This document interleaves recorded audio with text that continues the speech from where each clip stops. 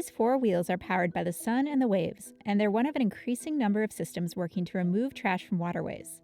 Because while the public has become highly aware of the massive gyres of waste swirling in our oceans, we tend to hear less about how it all ended up there.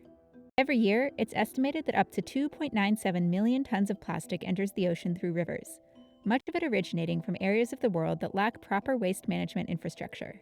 And then when it rains, it washes all of this trash through this water stream that ultimately ends up in the river, that ends up in the ocean.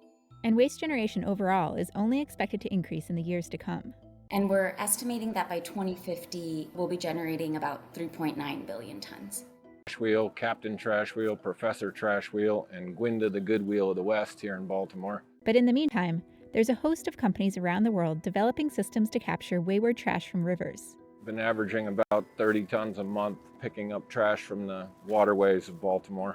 Cleaned a couple of rivers and maybe 10,000 tons of plastic stopped from reaching the ocean.